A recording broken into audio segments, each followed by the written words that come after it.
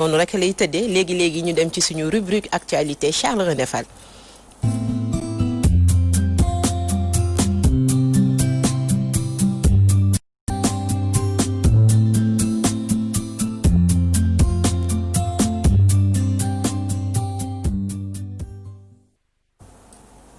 ponk bu njëkk bi ñu nar ko yaatal ci mbirum jàng beeg njàngale bi. ak njàngale noonu lañ koy tuddee. mooy li nga xam ne moom la ministre bi wax. ne moo war a commencé waat ci réew mi. xam nga ne élèves yi daanaka mois de mars ba léegi. jàngiwuñu muy diir bu yàgg. li ñu jaaxal lu bari nag mooy diggante fi ñu naree reprendre cours yi ak fa ñu war a examen. diir bi dafa gàtt lool. te bu ñu deful ndànk mën naa jur ay jafe-jafe yu bare bari. lan la état bi bëgg. gouvernement bi dafa bëgg le 25 juin maanaam alxames bi ñu jëm ñu def li ñuy wax reprise des enseignements apprentissage maanaam ñu jàngale. xale yi mën a dellu ci classe yi. préparer jeexal année bi def examen. gouvernement bi wax tamit ne loolu moom le président de la république wax conseil des ministres bi di passé war nañu fexe ba mu bañ a nekk daal ni ma ko mën a tuddee mooy une menace ci santé wu nit ñi. c'est-à-dire que li nga xam ne moom mooy protocole sanitaire bi nga xam ne moom la médecin yi teg depuis coronavirus commencé ñu fexe ko respecté ci école yi lan moo tax loolu ñu war ci taxaw. moo di ne ñiy gëstu yëpp ci mbirum coronavirus bi la jàpp nañ ne xale yi dañu bokk ci li ñu tuddee vecteurs yi gën a gaaw c'est-à-dire que ñoom xale yi pour tas feebar bi ñoom dañ cee gaaw li tax mooy ñoom mën nañ koo jël te duñ ko yëg ñoom xale yooyu mën nañoo jël feebar bi dem ak moom te duñ ko yëg te buñ demee ak moom jëlee ko école wala feneen fu mu mënti doon yóbbu ko seeni kër mën nañ ko jox seen maam mën nañ ko jox seen yaay mën nañ ko jox seen papa mën nañ ko jox seen bàjjen mën nañ ko jox keneen su fekkee ne ñooñu dafa fekk ñu màgget seen i at bari lool wala ñu am wéradi ci seen yaram feebar bi dafa leen sonal moo tax fan yi ngay dégg xëy na du objet wu débat bi sax mais da nga gis fan yi moor yi xaw a bari lool ci Sénégal fi mu ne nii ñu ngi ci 76 parce que démb je crois am na 3 morts de plus 76 décès 76 décès yooyu li ko waral mooy professeur Seydi wax na ko bi mu ñëwee Walfadjri moo di ne su cas yi yokkee rek cas grave yi day yokk su cas grave yi yokkee naturellement décès yi day yokk moo tax ñoom décès yi di ñuy wax ni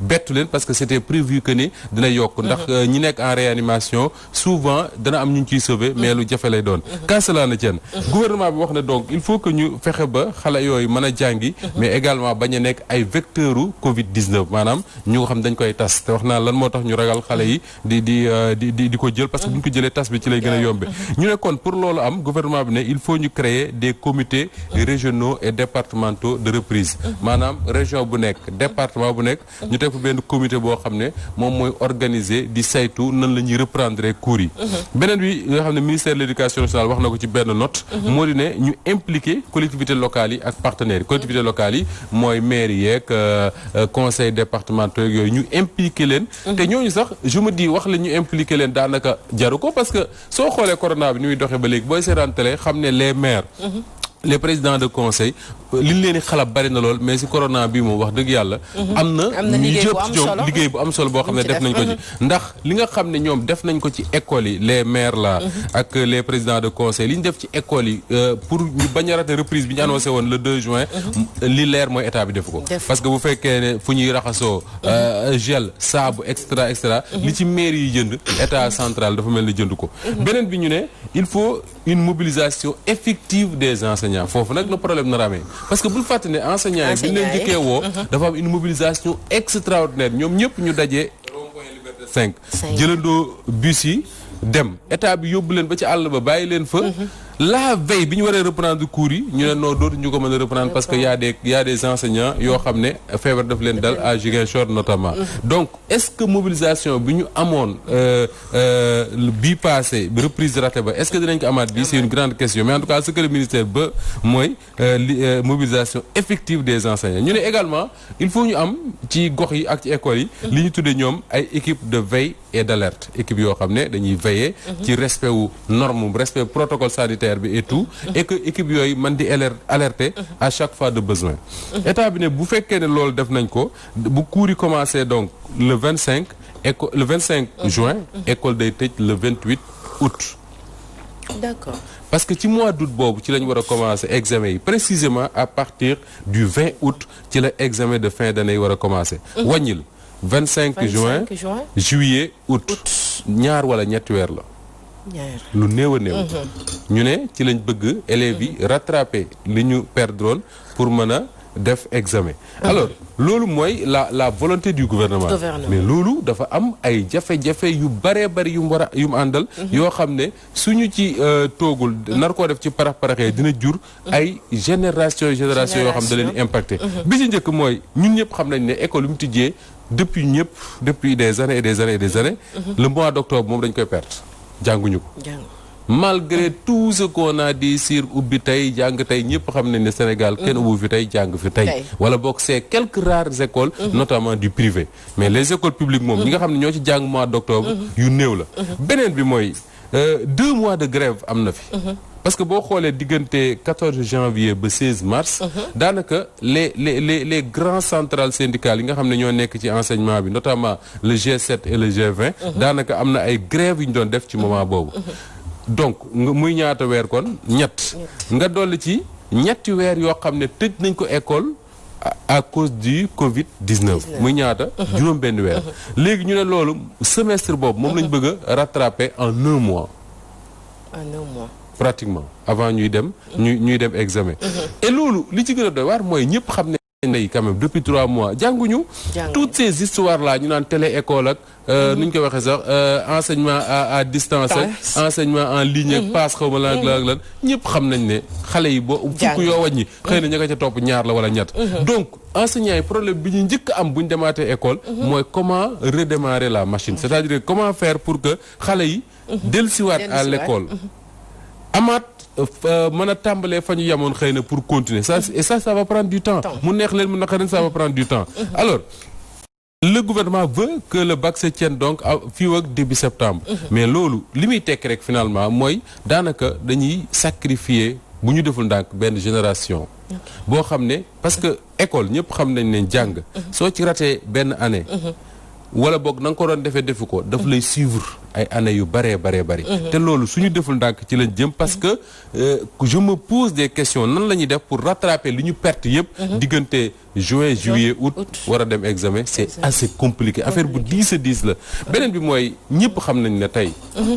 les élèves seen bopp seeni parents dañu tiit li ñu war a tiit bi mooy une première fois dañ ne leen nañu enseignants yi dellu ñu bari waxoon nañ ne Dakar mooy zone bi nga xam ne fi la coronavirus ëpp ci Sénégal mooy épicentre bi ñu bari waxoon nañ ne bu ñu enseignants yi jógee fii dem ci région yi bu ñu deful ndax dinañ yóbbaale coronavirus loolu nekkoon ci bopp élèves yi ba ñu bari tiitoon ci la preuve bi ñu demee ba àgg gouvernement bi def beneen erreur mooy bàyyi ba ñu dem ba àgg la veille bi ñu war a tijjee ñu ne non dañ koy bàyyi parce que y a des cas qui ont été signalés à Ziguinchor loolu tu mets dans la tête de l'élève que ni son enseignant là Cheikh Tidiane Gomis mi ñëw di ko jàngal jóge Ndakaaru mën na indaale coronavirus tu vois ce que ça fait donc cohabitation bu compliqué moo nar a am entre jàngalekat yi ak ñi nga xam ne ñoom la ñuy jàngal d'autant plus que am na ci yenn zone yoo xam ne déjà am na ay enseignants yu ma dégg ñu naan ñoom bi ñu demee ay cas communautaire lañ leen woowee déjà ay cas communautaire la leen doon woowee donc comment ça va se passer comment est-ce que l'État va faire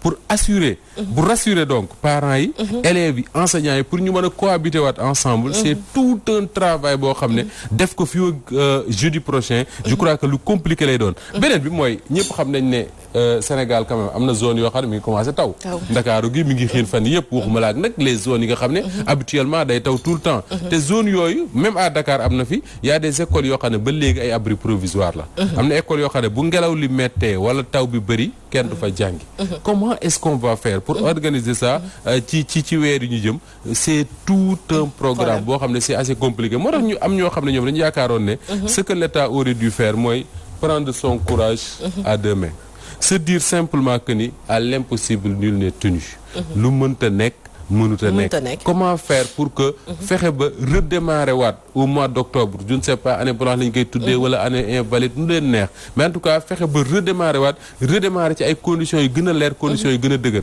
mais lii ak ni ñu ko bëggee defee nii ne jeudi il faut ñu jàng léegi dafay jox raison ñu mel ne Dame Mbodj par exemple bu G20 bi nga xam ne moom li mu gëm di ko théoriser depuis des semaines mooy gars yi li ñu bëgg mooy c'est parce que am na ay doomu borom daraja. yoo xam ne am nañ ay préinscription en France.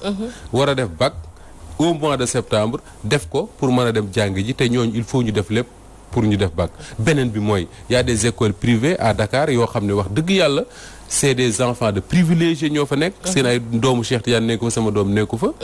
ñooñu am nañu chance su mën a organiser seen i école très rapidement reprendre cours yi xëy na sax bi pendant le Covid-19 am na nu ñu organiser woon pour joxe ay cours gi demee noonu. ñooñu daanaka affaire bi du jafe ci ñoom. ñi mën a reposer problème.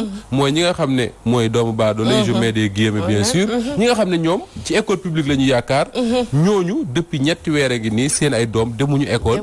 gisuñu sax kaye. waxuma la ak nag di dem internet. j'ai vu des étudiants de l'université de Saint-Louis yu ne boo cours yi boo ci duggee di ko def passe bi day gaaw a jeex. comme ils disent et comme day gaaw a jeex nag waxuma la ak élève bi nga xam ne moom. amul sax accès bi d'ailleurs c'est assez compliqué.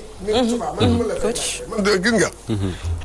dama dégg démb benn syndicaliste di wax. comme yow sax junj nga ko sànq naan que ñoom daal nee nañu ci li ñu def nii. associé wuñu leen ba ñu wax leen. maanaam ministre bi dégluwul leen. déglu bu ci wax moom mooy laaj leen ñu wax ko xalaat. ñoom ñu wax solution bi war a am. c'est que mu nekk benn affaire boo xam ne tamit.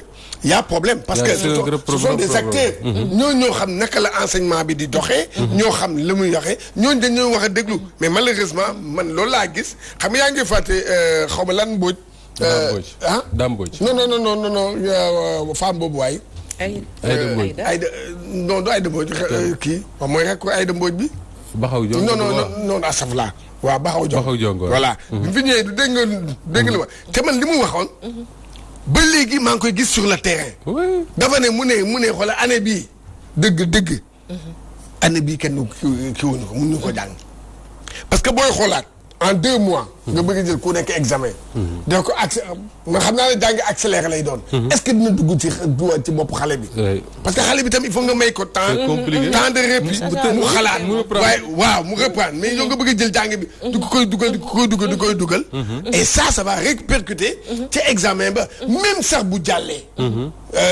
même bu jàllee. mais ëllëg. dégg nga suivi scolaire am. mën na impacter négativement ci xelam. parce que là risque yi ñuy jël mooy dem examen wàññi li nga xam ne mooy moyenne bi ñu doon demander peut-être pour jàll. ça c'est vraiment un peu de cosmétique quoi c'est-à-dire que da ngay def loolu pour joxe impression que ni élèves yi jàng nañu def nañ de bons résultats alors que c'est pas vrai. moi je crois que il faut jàng dafa doy waar. jàng dafa compliqué. loolu man li ma gëm Cheikh moo di ne le ministre de l'éducation nationale. ci temps crise bu mel nii. benn mooy dafa waroon a fexe fàtte lépp li nga xam ne mooy appartenance syndicale yu demee noonu. c'est-à-dire que seen syndicats yi ay G7 ak G20 ak xaw ma yan syndicats yu bëri yooyu. la première chose pour man bi ministre doon def mooy fàtte loolu. impliquer tous les acteurs de l'école ak syndicat bu mu mënti doon même bu syndicat boo xam dafa représenter 10 personnes sax. waaw ministre dafa war a fexe di waxtaan ak moom pour xool parce que c'est dans ces conditions là ngay trouver solution. parce que nag nañ waxante dëgg les enseignants ñi nga xam ne ñoom ñooy jàngale na ci classe yi ils ont la solution nag. mais ils ont la solution. maintenant est-ce que ñoom. seen li ñu nekk seen bopp li ñu xalaat ne ñoom bu ñu ko defee parce que enseignant moo xam élève am enseignant bi mooy xool élève classe bi ñu mat 50 jëm 60 élèves mu xam ku ci nekk lan mooy niveau am ku ci nekk lan nga mun a def ak moom pour mu mën a àgg ci benn niveau bi jàngalekat yëpp xam nañ loolu ñooñu ils doivent être au début et à la fin de tout le processus de prise de décision. Mais j'ai l'impression que ni ministre bi il a des gens yoo xam ne. ay nitam yoo xam ne xëy na xam nañ école. waa ji noonu la ko waxee. oui yoo xam ne xëy na xam nañ école. xëy na xam nañ la théorie comment faire pour nangam ak nangam ak nangam mais la réalité du terrain. bi nga xam ne moo nekk sur le terrain je suis désolé mais enseignant bi nekk Ranérou. bi nekk Goudomp bi nekk Louga bi nekk. Tamba bi nekk Bakel ñooñu ñoo ko gën a xam kenn ku mënti nekk te ñooñu je pense que tey bu ñu organiser woon les centrales les syndicats peu importe man sama yoon nekku ci syndicat majoritaire ou minoritaire pour man amul benn importance mais que qu'on puisse entendre chaque syndicat que syndicat yooyu mën a comme ni ñuy defee ñoom remonter au niveau de la base xam la base ñoom lan lañ yaakaar ne c'est ce qu'il faut faire pour sauver l'année scolaire ñu remonter loolu lépp jox ko le ministre mu def une synthèse de son travail mais dañuy appliquer rek mais tey su fekkee ne même su fekkee ne les décisions prises par le ministère sont bonnes même su fekkee ne elles sont bonnes et que enseignants yi seen bopp adopté wuñu ces décisions là sur le terrain dafay fracassé wu du dem. ok man Moustapha juñu nga ko sànq mais falaay ñëwaat rek pourquoi ñu bëgg insister ci loo xamante ne ni xam nañ ne mënul nekk ne serait-ce que nawet bi nga xamante ne tudd nga ko léegi mi ngi ñëw ñu xam ne Casamance Bakel Tamba yeneen ak yeneen commencé nañ taw ba Ndakaaru fii ñun commencé nañ am ndox alors nga bëgg insister ñu yóbbu élèves yi en classe ci mois boo xam ñetti weer yi ku ko xam-xam ne weeru nawet la nga bëgg yóbbu xale yi en classe pourquoi l'État bëgg insister que xale yi war a jàngi par force junj nga ci léegi dara doomu borom barke yi xëy na dañoo war a def am seen nangam mais aussi bu ñu nee état c'est dans l'ensemble état dafa voilà mais pourquoi ñu bëgg sacrifier ñi te wax nañ ko keroog sama yaay dama ne ko nee na ñëw xale yi dañuy commencer di jàngi dafa wax rek ma xalaat ne yaay yu bëri noonu la ñuy xalaatee mais dafa ne ma carrément loolu de moom mooy wax sa doom demal nga andi feebar bi ñëw andi andil ma ko ci biir kër gi noonu lañ koy déggee parce que là c'est que li nga xam ne Fabel moom la enseignants yi élèves yi parents d'élèves yi di njëkk a observer jeudi prochain ce ne sera pas ndax xale yi seen cahier yi mat na de ce ne sera pas ndax xale yi yor nañ craie ni bic mais ce sera est-ce que respecté nañ le protocole sanitaire c'est-à-dire est-ce que xale yi bu ñuy dem école am nañ masque est-ce que ci école yi am na fu ñu raxasoo am na gel et cetera tout cela man pour man li Cheikh Yane wax ni dafa am solo tout cela ça va créer benn genre psychose ci bopp xale yi que je me dis est-ce que dinañ am la concentration qu'il faut pour faire des cours parce que nag coronavirus di ci doy waar mooy xale bi gën a ndaw soo ko laajee mu wax la déjà que ñoom avant ñu arrêté seen cours yi doon na leen wax lan mooy coronavirus nan la dangereux et cetera tey jii ñun ñëpp ku ci ñibbi sa kër boo toogee sa xale yi li leen njëkk a wax mooy affaire coronavirus Covid-19 tout ce que le gouvernement dit naan y a 3 morts 4 morts 5 morts ñi ngi koy dégg di ko xam y a tant de cas ñi ngi koy dégg di ko xam mais xale yooyu ils vont ndegam ñun mag ñi ñun ñooy dégg ne corona am na bërëb sàngam ñu ragal faa dem waxuma la xale yi dans leur tête ils vont se dire que ni mais attends ñun on va am na benn ci seen le gouvernement des enfants là am na koo ci bëgg ak koo ci wax benn jour ñu ne ñoom ils n'acceptent pas que gars yi bëgg leen a jël rek sànni leen ci école yi comme ça alors que li fa le minimum nekku fa muy beneen bi mooy man dama jàpp ne xëy na ce que j'ai dit waxu Dame Mbodj laa rapporté que ni li ñuy doomu borom barke li ñu bëgg a sauver seen année et tout c'est pas moi qui le dis mais man li ma gëm mooy gouvernement bu mu mënti doon dañu ragal année blanche parce que année blanche dafay topp régime en fait te tey dañu nekk ci benn crise boo xam ne y aura un Sénégal post Covid-19 c'est-à-dire que Covid-19 bi incha allah rabbi dañ ciy génn mais bu ñu ci génnee Fabel dañuy duggaat ci benn crise économique et sociale boo xam ne kenn xamul fan lay jëme Sénégal crise boobu da nga ciy jàpp ne tey les chômeurs mi ngi yokk ci réew mi parce que tey 90% des petites et moyennes entreprises du Sénégal wax nañ ne le Covid-19 impacté na leen 44% ci petites et moyennes entreprises yooyu le tëj nañu wala ñu suspendre seen activité 37% d'après les chiffres de l'ADPME wàññi nañ seen ay effectifs maanaam seen ay liggéeykat cela veut dire quoi que ni chômeurs yi day yokk soo demee aéroport bu Ndiass les entreprises yi fa nekk wàññi nañ seen ay effectifs parce que avions yi naawatuñu soo demee ci entreprise yi def BTP gi demee noonu la même chose soo demee tey fi nga xam ne moom mooy la crise sur le foncier coow laa ngi nii xamuñu fan la ñu jëmee soo demee tey dans l'éducation gis nga li mu jur soo demee dans la pêche gis nga coow li mu jur léegi dans tout cela su ci gouvernement bi bëggee boole une année blanche nga xam ne étudiants yi ñi ngi ci mbedd mi élèves yi ñi ngi ci mbedd mi enseignants yi ñi ngi ci mbedd mi mën na jur loo xam ne kenn xamul lu mu toll beneen bi mooy boo seetloo médias yi depuis démb ak tey lan la ñuy waxtaanee mooy benn front bu judd bu tuddee boppam front multilutte doy na front boobu mooy bi ñoom Guy Marius Sagna taxawal lan nga ciy fekk des victimes de la spoliation foncière. mooy ay ñi cité Gàddaay ak cité Tobago ak cité xawma nu mu tudd la Guéréo. ñan nga ciy fekk mooy ñu dàq seen liggéey ay waa PCC yeeg yu demee noonu. ñan nga ciy fekk ñoo xam ne c'est des victimes du système judiciaire. tooñ nañ leen tëj leen kasoog yu demee noonu. mais loolu lépp regroupé mais gouvernement bi doful xam na ne. bu ñu paree ci Covid bi c'est une crise sociale et économique qui va s'installer et comme ci crise sociale et économique la ñu jëm gouvernement bi pour man bëggul jël risque yokk ci beneen crise mooy année blanche parce que boobaa li muy teg ñëpp ngi fàttaliku ay année 88 ans bi étudiants yi toogee jànguñu defuñu dara mais dañuy boyal mbedd mi tout le temps et je crois que l'État ne veut pas prendre ce risque là mais entre prendre ce risque ak sacrifier génération boo xam ne fii ba ñuy jeexal seen cycle parce que élèves yi yëpp fii ba ñuy jeexal seen cycle bu ñu deful ndànk génération Covid 19 lañ leen tuddee parce que dana am lu manqué ci seen i études yoo xam ne day feeñ ci seen niveau jusqu'à ce que boo def naag ñuy pare peut-être que ça va se rattraper dans les années à venir mais c'est assez compliqué tout cela c'est assez compliqué man daal li compliqué ci man Moustapha Sànq maa ngi la koy bëgg a wax moom mooy mënuma comprendre am 3-4 morts daal di arrêté lépp lu nga xamante ne mooy jàngale la ak def confinement ak yépp ñu dem ba am ay 73 nga ne nañ dellu mort nga ne nañ dellu jàngi loolu moom loolu ko jur nga baal ma mooy dama jàpp ne gouvernement bu Sénégal c'est vrai que bi ñu déggee Covid 19 ñun ñëpp nag du Macky Sall rek bi ñu ko déggee gis la muy rey Chine gis la muy rey France Italie surtout ñun ñëpp a tiit waaw donc jour bi Macky Sall taxawee ne am na un premier cas de Covid 19 au Sénégal ñun ñëpp a tiit c'est vrai am na benn waaye bu nekk fii ci Walfadjri nee na da doon wax fan yooyu ne ñun ñëppay dee ñun ñuy jël transport en commun yi alors donc ça veut dire que ni ñun ñëpp a tiitoon voilà mais Fabel gis nga bi feebar bi duggee Sénégal ñu dem un premier mois dem un deuxième mois ñu gis ne feebar bi avancé bi mu doon avancé ci réew Europe bi avancé wu ko Sénégal ñu gis ne li mu doon tëral ci nit ci réew Europe bi tëralu ko Sénégal li mu doon faat ci nit ci réew Europe bi ba Chine faatu ko Sénégal je crois que à partir de ce moment là le gouvernement waroon a taxaw ne nañu réajuster la stratégie de lutte réajuster la stratégie de lutte mooy lan comme feebar bi ni mu grave fële ni mu fay gaañe ni mu fa métteewu ko fii nañu fexe organiser nit ñi pour ñu dellu seen activités reprise des activités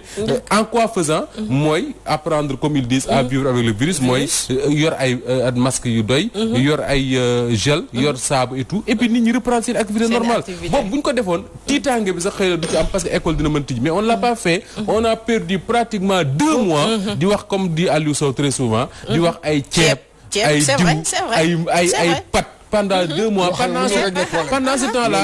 pendant ce temps-là l'activité économique bi nga xam ne moo doon reprendre ñu toog rek di seetaan dem ba xam ne nag bu ñu deful ndànk cin li mi ngi bax ba kubéer gi di commencer di jóg te bu ñu deful ndànk dina war te bu waddoo day tuuru ñëppay lakk ñu ne nag il faut ñu tijji ko tey mooy lan mooy quand bi révolte yi commencé nga dégg Léona Niassène Medina Baye je ne sais pas là Yoff Touba ñu commencé ne ñoom seen jàkkee dañ koy tijji di julli ji xale yi génn ci mbedd mi ne couvre-feu bi dafay jeex par force état bi ne way léegi comme on a un chef d'État qui écoute sa population ndeysaan léegi il va faire ce que la population veut et alors à partir du moment où commencé na def li ce que la population veut mu jur li man je crois man ma conviction du ma médecin du ma chercheur mais nag wax dëgg yàlla dimbali na ma xam naa ci médecins yi ñu bari xam naa ci chercheurs yi ñoo xam ne may waxtaan ak ñoom xam naa ñu engagé ci lutte bi mais man li ma gëm mooy 2 mois après Covid-19 au Sénégal mënoon nañ commencer prendre des mesures d'assouplissement ok coach loolu la coach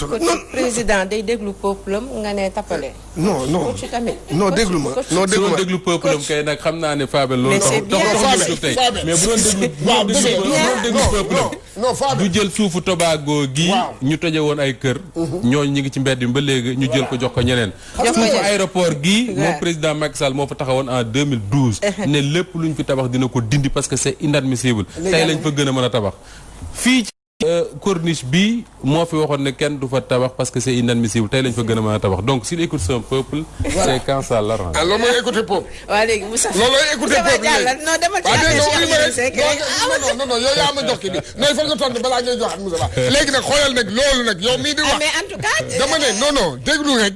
écouter son peuple. ci corona bi moom xam nañ ne président mi ngi déglu peuple am quand même. non attends bu déglu woon peuple am. dina xam ne décision yii ñu jël.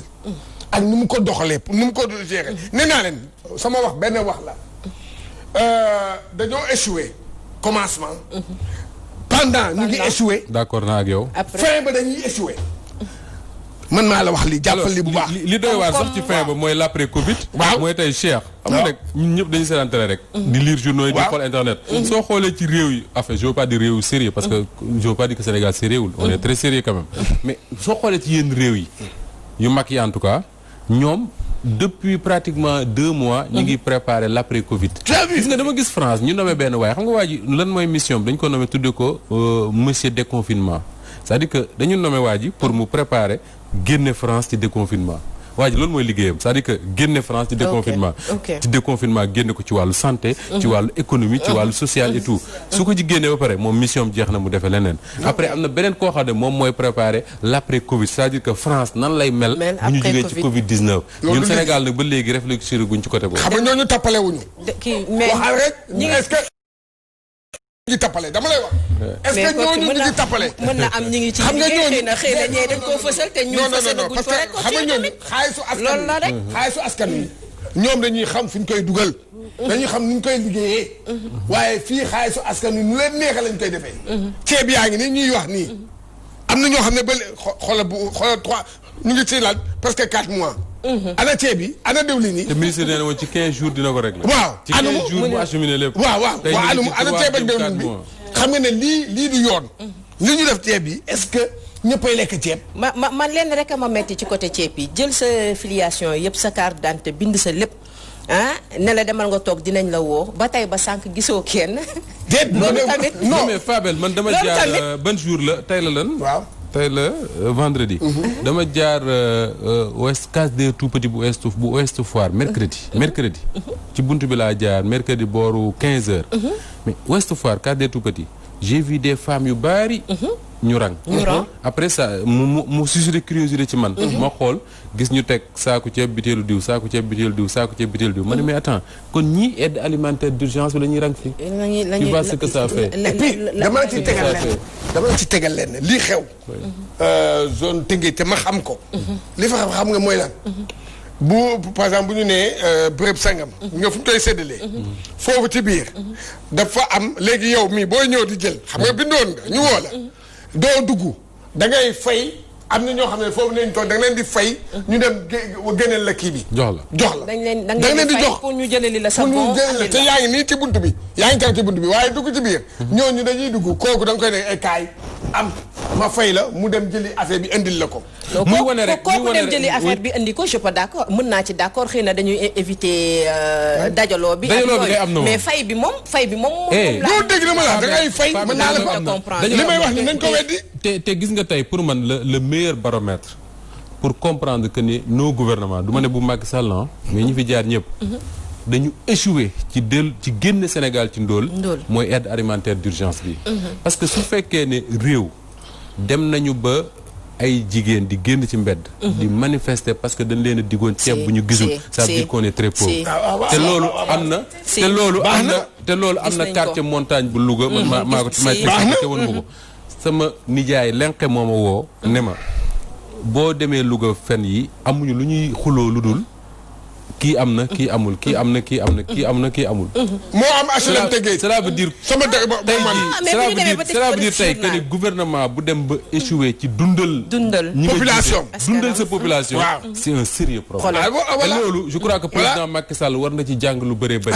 parce que tey on a beau parler de TER. nu ñu koy waxee sax BRT autoroute aéroport nañ wax lu ñu neex loolu lépp baax na. mais le minimum mooy xiif lekk. posé na sérieux problème fii Sénégal. xoolal loolu aide alimentaire d'urgence. waaw léegi nag en tout cas gis ñu. waaw léegi loolu du toppale. non lu ñu gis la. loolu du toppale. lu ñu gis la. sa dund boobu. da am na ñoo xamante ne 200 ngay joxe la ñuy récupérer si nit ñi. mais waaw léegi loolu du toppale. léegi loolu du toppale. ok. non léegi tontu avant nga avance loolu du toppale. toppale la wala du toppale nekk tappale. non dañu yoo xegal naa la. loolu du toppale. man daal pour man li leer. mooy le développement. man loolu laa gëm c'est de petites choses. c'est-à-dire que nit ñi. soxla lekk. soxla naan. soxla faju. soxla déplacé wu. te loolu Sénégal nag bu ñu waxantee dëgg rek. ku xëppi say bët xool. à commencer par le président de la République lui-même. dina xam ne Sénégal gii am nañu jafe-jafe pour bëgg a lekk à temps. am nañu jafe-jafe pour bëgg a naan à temps. la preuve mooy depuis une semaine ngi nii wala mu ëpp ko quartier yu bari ci Ndakaaru amuñu ndox. c'est ça la vérité. c'est ça te ñooñu sax ay privilégiés lañ parce que xëy na seen robinet moo tëj. mais di nga dem ci yenn goxu Sénégal yoo xam ne ba léegi robinet amu fa. ci teen la ñuy dem di ko wuti. am na ñoo xam ne dañuy dox ay kilomètres pour wuti ndox. ñaata jigéen ñoo ne ci Sénégal. ëmb bëgg a am doom mu tëleen. wala boog nañ koy defee seen i bakkan moo cee des bu ñu deful ndànk. ñaata élèves ñoo ne ci bëgg a jàng mënuñu ko. dans tout cela. nga bëgg a commencer naan on est un pays émergent ou en voie d'émergence. doy na waar. léegi loolu du toppale. liñ ci mën a wax bari na. Cheikh Tidiane toppale la ko tuddee. mais bon déet non yéen ñëpp na jàppale ndax loolu toppale la wala du toppale. toppale la bañ a nekk toppale. toppale la. nee na mënut a bañ a nekk toppale. waaye toppale la. affaire Cheikh Yérim Seck Moustapha. waaw très très rapidement parce que li ma si bëggoon a wax rek mooy d'abord soulagement pour presse bi yëpp. que kenn ci ñun. ñu yaakaaroon ne prison la jëm. yàlla def demu fa. je crois que pour man. à chaque fois ñu priver un journaliste de sa liberté. man dama jàpp ne recul la. man nañ priver un journaliste de sa liberté nag su fekkee ne parce que journaliste bu ñu fàtte ne citoyen la comme tous les autres. su tooñee dañ koy teg ci yoon. mais dans l'exercice de la profession de journaliste. maanaam informé. il peut arriver que les journalistes se trompent. mën na arrivé journalistes yi juum mën na arrivé ñu tay ko wax loo xam ne pour yàqal wala leneen. mais man pour man c'est ma conviction xëy na nekkuma ci dëgg. mais pour man à chaque fois que ci démocratie ñu jël journaliste yóbbu prison rek. dama jàpp ne recul la. boo demee réew mu mel ne France par exemple. li nga xam ne moom la ñuy toppee Cheikh Yérim Seck. bokk na ci diffusion de fausses nouvelles. soo demee France dañ naan diffusion de fausses nouvelles. soo ko defee dañ lay amende 45 000 euros. su fekkee ni diffusion de fausses nouvelles boobu dafa impacter maanaam sur le moral de l'armée wala yu demee noonu. ñu ne dañ koy def 145 000 euros. environ 87 millions de francs CFA. te loolu dañ koy jël pour dóor ko ci kaw entreprise de presse bi nga xam ne moom moo la permettre nga def cette diffusion de fausses nouvelles. mais privation de liberté maanaam jël tëj. loolu ci démocratie ci journaliste. daanaka amatul. moo tax boo ñëwee fii ci Sénégal. les organisations professionnelles de presse di xeex pour lu ñu tuddee dépénalisation des délits de presse ñenn ñi sax ne comme dañuy wax dépénalisation ñu bari d'accord nañ ko tuddee déprisonnalisation maanaam du ñu yóbbu kenn prison ndax ay délits de presse mën na am nag neneen nañu ko sanctionner parce que la République moom lépp loo fiy def rek su fekkee ne dafa violer la loi am na lu ko war a sanctionner mais est-ce que sanction bu dafa war a nekk forcément dem prison yaakaaruma ko beneen bi mooy man dama jàpp ne également ci métier bi ñuy def li ci principe fondamental bi nga xam ne mënta ñàkk mooy journaliste mënul joxe benn information boo xam ne vérifié wu ko te amu ci preuve c'est important c'est-à-dire une information bu mu mënti doon Cheikh Tidiane génn na Walfadjri dem na ñibbi këram sax soo koy wax ci télé da nga ko war a vérifier ba mu leer la man ci war ci mën a apporter les preuves maintenant se pose une autre question preuve yi journalistes yi détenir pour joxe information preuve yooyu c'est destiné à qui man c'est la question que je me pose est-ce que dañu wax ne journaliste bi dafa war a bu waxee ne Moustapha dafa sàcc téléphone bi te am naa ci preuve am këyit bu ko wane est-ce que këyit boobu daf ko war a jël pour que bu ñu ko yóbboo police mu ñëw teg ko fa ne lii mooy sama preuve wala bu ñu ko yóbboo ci juge mu ñëw teg ko fa ne lii mooy sama preuve c'est un vrai problème les preuves yi journalistes yi détenir preuve yi nga xam ne mooy wane ne lii dëgg la li ñu waxee c'est destiné à qui c'est un vrai problème lu tax may poser question mooy tey su fekkoon ne dañu nekk ci benn enquête ñun ñëpp dañuy dal ñu nekk ci benn enquête nga xam ku ne ci enquête bi wala nga xam keneen ak keneen mu jël un PV d'audition jox la ko day am journaliste yëpp seen rédaction yi am na ay PV d'audition ñu jox la ko nga xool gis information encore que ce PV d'audition là souvent dañ koy fàtte mais ce n'est qu'à titre d'information parce que tey Cheikh Tidiane ñaanul ma ko mais mën na dem ci kanamu enquêteur ñu auditionné ko mu wax ñu bindal ko PV ñu dem ci juge bi Cheikh Tidiane ñëw ne lii waxuma ko te juge bi du jël ne yaa ko wax par force. parce que PV bi dañ ne rek juge bi dafa ko utiliser à titre d'information. maintenant ce PV là buñ la ko joxee.